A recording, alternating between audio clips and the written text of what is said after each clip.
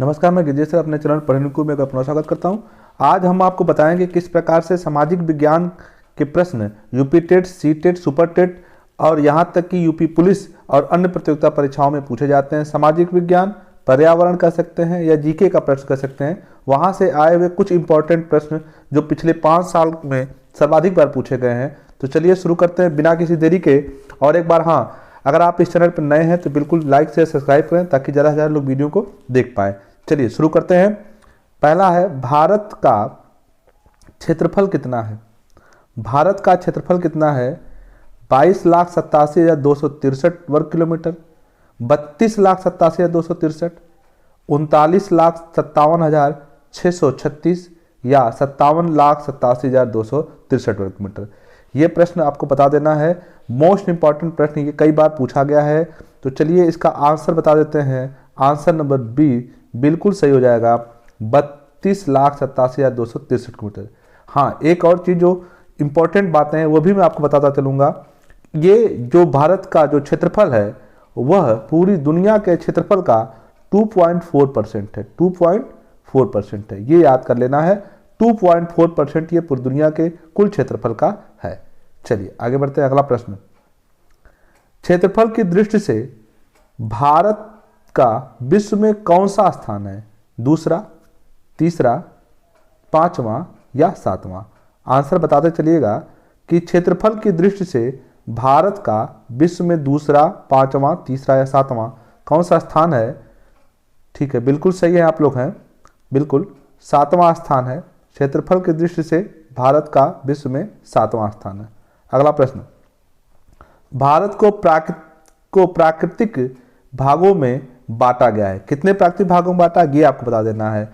4, 6, 7 या 5? भारत को कितने प्राकृतिक भागों में बांटा गया है? तो ऑप्शन आपके सामने है। कितने भागों में बांटा गया है? बिल्कुल सही है, 4 प्राकृतिक भागों में बांटा गया है। 4 कौन कौन से वो भी देख लीजिएगा। उत्तर का पर्वतीय भाग, मध्यवर्ती मैदानी भाग, दक्षिण का पठारी भाग, तटवर्ती मैदानी या द्वीपीय समूह। ये इसलिए बताते रहे क्योंकि ये भी प्रश्न पूछता है ऑप्शन करके कि कौन सा भाग प्राकृतिक भाग नहीं है। तो ये आपको ऑप्शन जरूरी है यहाँ पे। चलिए आगे बढ़ते हैं। हिमालय को निर्माण की आयु के आधार पर एवं वलयों की तीव्रता के आधार पर कितने क्षेत्रों में बांटा गया है? 2, 4, 3 या 5? तो 2, 3, 4 या 5 ये आपको बता देना है।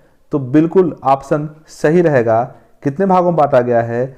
4 भागों में बांटा गया है। वो 4 भाग क्या हैं? ट्रांस हिमालय, बृहद हिमालय, लघु हिमालय और आखिरी है जिसे कहते हैं वाह हिमालय। तो ट्रांस, बृहद, लघु और वाह हिमालय। महान हिमालय की ऊंचाई कितनी है? प्रश्न है, महान हिमालय की ऊंचाई कितनी है? 5,500 मीटर, 6,100 मीटर, 7,800 मीटर या 8,500 मीटर? महान हिमालय के बारे में बता दें आपको कि महान हिमालय जो है हिमालय का सबसे बड़ा क्षेत्र है। और ये प्रश्न कई बार पूछा गया है कि इसकी औसत ऊंचाई कितनी है। तो इसकी औसत ऊंचाई कितनी है देख लीजिएगा। इसकी औसत ऊंचाई है 6100 मीटर। नोट कर लीजिएगा, 6100 मीटर इसकी औसत ऊंचाई है। चलिए आगे बढ़ते हैं। निम्नलिखित में से कौन सा दर्रा महान हिमालय में स्थित नहीं है? जोजिला, सिपकिला या नाथुला या पालघाट? कौन सा दर्रा ऐसा है जो महान हिमालय में स्थित नहीं है? तो इसका ऑप्शन क्या हो जाएगा? ऑप्शन नंबर बिल्कुल डी सही है। पालघाट का जो दर्रा है वो यहाँ पर उपस्थित नहीं है। हिमालय के जो प्रमुख दर्रे हैं वो भी देख लीजिए। हिमालय के जो प्रमुख दर्रे जो हिमालय में हैं उसमें है बुर्जिला, जोजिला, लाचा, सिपकिला, थागा, मानी, नीति, लिपुलोग और नाथुला। इतने प्रमुख दर्रे हैं जो हिमालय में स्थित हैं। अगला प्रश्न, लघु हिमालय के नाम से किसे संबोधित किया जाता है? महान हिमालय को, शिवालिक हिमालय को, मध्य या ट्रांस हिमालय को? तो बिल्कुल सही है आप लोग, मध्य हिमालय को लघु हिमालय के नाम से संबोधित किया जाता है। अगला प्रश्न कह रहा है कि प्रकाश की गति कितनी होती है। प्रकाश की गति कितनी होती है, ये अगला प्रश्न है। प्रकाश की गति कितनी होती है, ये अगला प्रश्न है। तो कितनी होती है, 2 लाख किलोमीटर प्रति सेकंड, 3 लाख किलोमीटर प्रति सेकंड, 4 लाख किलोमीटर प्रति सेकंड या 5 लाख किलोमीटर प्रति सेकंड, ये बता देना है। तो जाहिर सी बात है, आप लोग जानते होंगे प्रकाश की गति 3 लाख किलोमीटर प्रति सेकंड होती है। अगला प्रश्न, सूर्य की संरचना का 98% भाग किससे बना है। हाइड्रोजन से, केवल हीलियम से, हाइड्रोजन या हीलियम से, हाइड्रोजन, हीलियम या ऑक्सीजन से। तो ये प्रश्न आपके सामने बिल्कुल सही है। हाइड्रोजन एवं हीलियम, हाइड्रोजन एवं हीलियम से सूर्य का 98% हिस्सा बना हुआ है। अगला प्रश्न, सौर मंडल में कुल कितने ग्रह हैं। तो ये तो बिल्कुल कंफर्म है, 8 ग्रह हैं। पहले 9 थे, अभी 8 ग्रह सौरमंडल में बचे हुए हैं। ठीक है, ये भी एक इंपॉर्टेंट प्रश्न पूछता है कि प्लूटो को किस सन में हटाया गया। तो ये भी याद रखिएगा, प्लूटो को 2000 सन में हटा दिया गया, ग्रह की सूची से बाहर कर दिया गया। अगला प्रश्न, सूर्य के सबसे निकट और सबसे दूर का ग्रह कौन सा है। तो सबसे निकट का और सबसे दूर का ग्रह पूछा गया है जो सूर्य के है, तो कौन सा है। इसमें ऑप्शन हो जाएगा बुध और वरुण। बुध सबसे जो है नजदीक है, वरुण जो है सबसे दूर है। अगला प्रश्न, कक्ष या ऑर्बिट किसे कहा जाता है। कक्ष या ऑर्बिट किसे कहा जाता है। तो ये भी देख लीजिएगा, अनिश्चित वृत्ताकार पथ को सूर्य का चक्कर लगाने वाले ग्रहों का नियमित पथ होता है, या सूर्य का चक्कर लगाने ग्रहों का निश्चित दीर्घाकार व्रत होता है, या कोई नहीं। तो ऑर्बिट किसे कहते हैं या कक्ष किसे कहते हैं। तो ऑप्शन नंबर यहाँ पर सी बिल्कुल सही हो जाएगा। सूर्य का चक्कर लगाने वाले ग्रहों का एक निश्चित दीर्घ वृत्ताकार पथ होता है जिसे ऑर्बिट कहा जाता है। आगे बढ़िएगा, अंतर्राष्ट्रीय खगोलीय संघ कहाँ पर उपस्थित है। अंतर्राष्ट्रीय खगोलीय संघ प्राग में, रोम में, जिनेवा में या बर्लिन में। तो कहाँ पर उपस्थित है, ये ऑप्शन पूछा गया है। तो ये प्राग में स्थित है। ये जो है चेक गणराज्य, एक चेक गणराज्य है, उसी का एक शहर है जिसका नाम है प्राग। आगे बढ़ते हैं। अगला प्रश्न, प्लूटो को, ये कि प्लस आ भी गया, प्लूटो की ग्रह की श्रेणी से कब बाहर किया गया। तो अभी हमने बताया था 2006 में, 24 अगस्त 2006 को। अगला, किन तथ्यों के आधार पर प्लूटो को सौरमंडल से बाहर किया गया। तो प्लूटो की कक्षा अन्य ग्रहों की तुलना में झुकी है, प्लूटो की कक्षा यूरेनस की कक्षा का अतिक्रमण करती है, ए बी दोनों या इनमें से कोई नहीं। तो बिल्कुल सही है, हाँ ए बी दोनों चीज है। प्लूटो की कक्षा अन्य ग्रहों की तुलना में झुकी भी है और वह यूरेनस की कक्षा का अतिक्रमण भी करती है। आगे अगला प्रश्न, किन ग्रहों को पृथ्वी से नग्न आंखों से देखा जा सकता है। बुध को, शुक्र को, मंगल को और बृहस्पति को। इनमें से कौन से ग्रह हैं जिनको नंगी आंखों से देखा जा सकता है। तो शुक्र का तारा सुबह भोर में दिखाई देता है, आप देख सकते हैं। मंगल ग्रह भी लाल चमकता दिखाई देता है। बृहस्पति और बुध, इसको सभी को, उपयुक्त सभी को देखा जा सकता है। आगे अगला प्रश्न, किस ग्रह को प्रातः एवं साय का तारा कहा जाता है। अभी हमने बताया आपको, बुध को शुक्र को कहा जाता है, शुक्र को कहा जाता है, अभी हमने आपको बताया।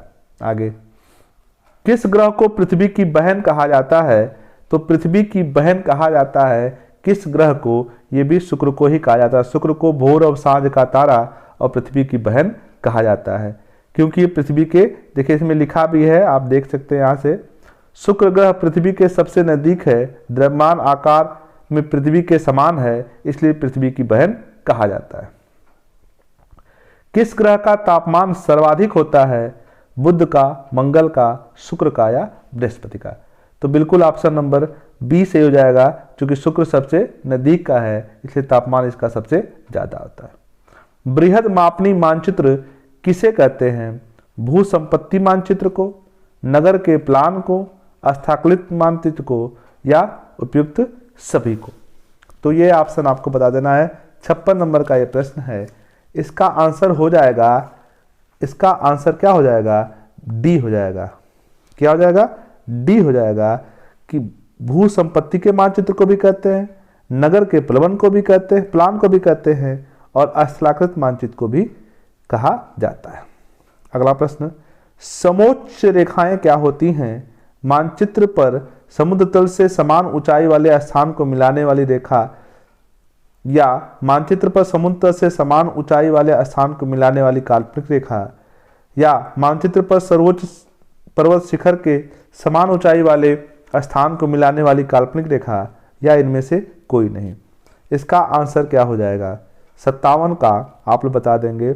बिल्कुल बिल्कुल सही है, 57 का हो जाएगा ऑप्शन बी। समुद्र मानचित्र पर समुद्र तल से समान ऊंचाई वाले स्थान को मिलाने वाली काल्पनिक रेखा। अगला प्रश्न, पृथ्वी की आकृति कैसी है? मोस्ट इंपॉर्टेंट प्रश्न आया है यहाँ पे। ये जियाड या शंक्वाकार, बेलनाकार या वृत्ताकार। ठीक है, ये प्रश्न पूछा गया है कई बार कि पृथ्वी की आकृति कैसी होती है। तो पृथ्वी की आकृति ए ऑप्शन सही हो जाएगा, जियाड होती है। ठीक है, जियाड इसकी आकृति होती है। देख लीजिए यहाँ पे दिया हुआ है, गणित की दृष्टि से पृथ्वी एक जियाड है। जियाड शब्द का शाब्दिक अर्थ होता है पृथ्व्याकार। यह दो शब्द जियो और आईडी से मिलकर बना है, जो पृथ्वी और इसके त्रिविमीय आकृति होने का प्रदर्शित करता है। पृथ्वी की आकृति लगभग गोलाकार है, जिसको जियाड भी कहा जाता है। मोस्ट इंपॉर्टेंट, नोट कर लीजिएगा। भौगोलिक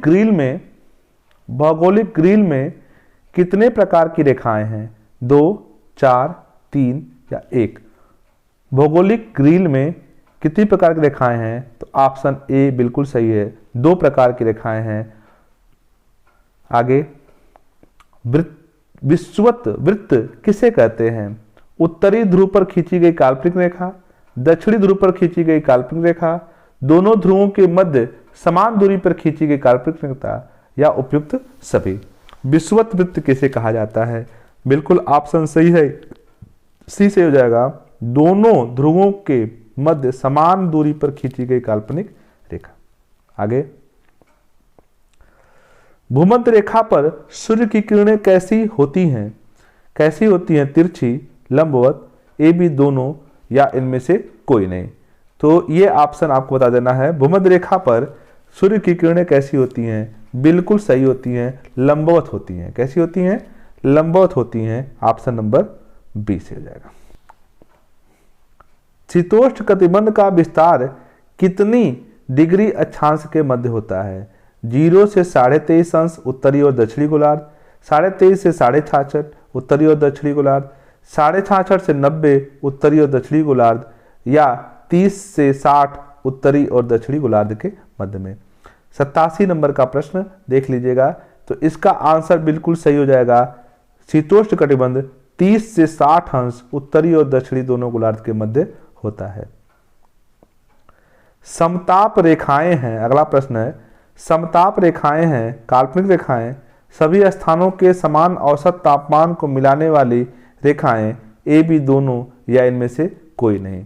तो समताप रेखाएं क्या होती हैं? ऑप्शन नंबर आपको ए बी सी डी में से बता देना है। तो ऑप्शन क्या हो जाएगा? सी से हो जाएगा। ये काल्पनिक रेखा भी होती है और सभी स्थानों के समान औसत तापमान वाले स्थानों को मिलाती भी हैं। शीत कटिबंध का विस्तार कहां से कहां तक है? अगला प्रश्न है, कहां से? 66.5 से लेकर 90 अंश उत्तरी अक्षांशों के मध्य केवल उत्तरी गोलार्ध में, 60 से 90 अक्षांशों के मध्य दोनों में, या 60 से 90 अक्षांशों के मध्य दोनों गोलार्धों में, या 66.5 से लेकर 90 अंश तक दोनों गोलार्धों में। शीत कटिबंध, तो शीत कटिबंध जो है 66.5 अंश से लेकर 90 तक दोनों गोलार्धों में पाया जाता है। अगला प्रश्न, एक कैलेंडर वर्ष में अधिकतम कितने ग्रहण हो सकते हैं? तो एकदम नोट कर लीजिएगा, 7 हो सकते हैं। एक वर्ष में 7 से अधिक ग्रहण नहीं हो सकते।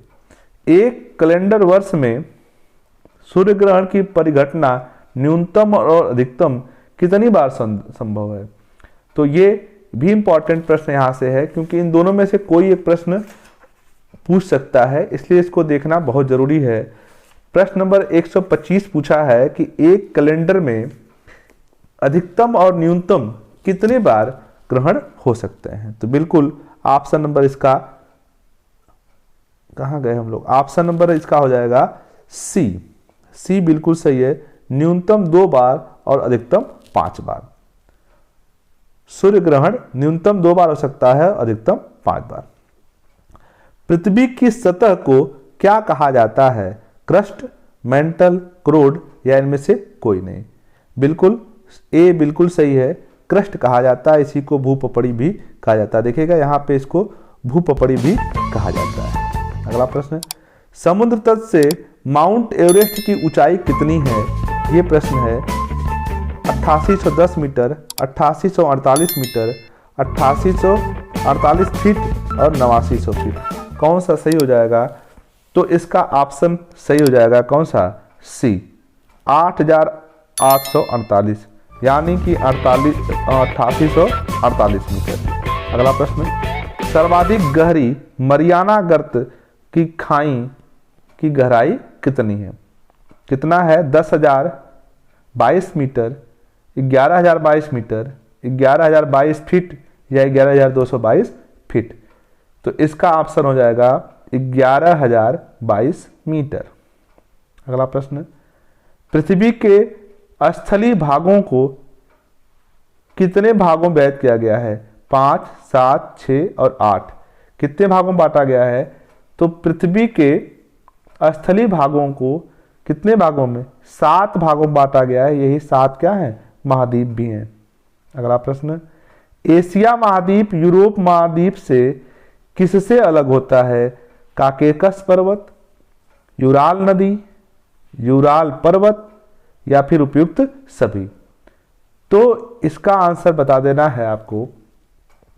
इसका आंसर क्या हो जाएगा? ऑप्शन नंबर बी, यूराल नदी। ठीक है।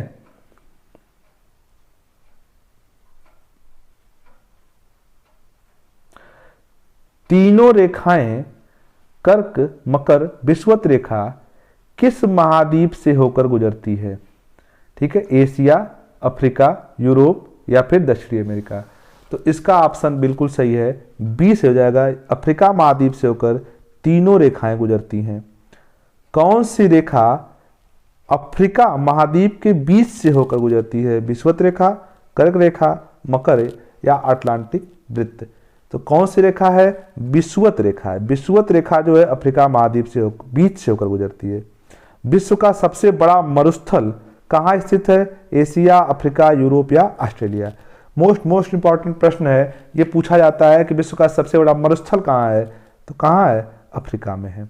अगला प्रश्न, विश्व की सबसे लंबी नदी कहाँ है?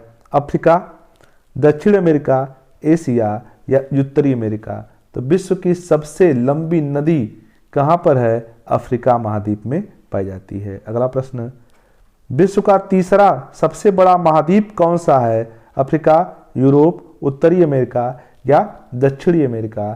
तो विश्व का सबसे बड़ा तीसरा महाद्वीप कौन सा है? ऑप्शन नंबर सी से जाएगा, उत्तरी अमेरिका। आशा है आपको वीडियो पसंद आया होगा और बहुत ही रोचक जानकारी के साथ अन्य भी वीडियो देखने के लिए प्लीज़ हमारा चैनल सब्सक्राइब करें। बहुत बहुत धन्यवाद।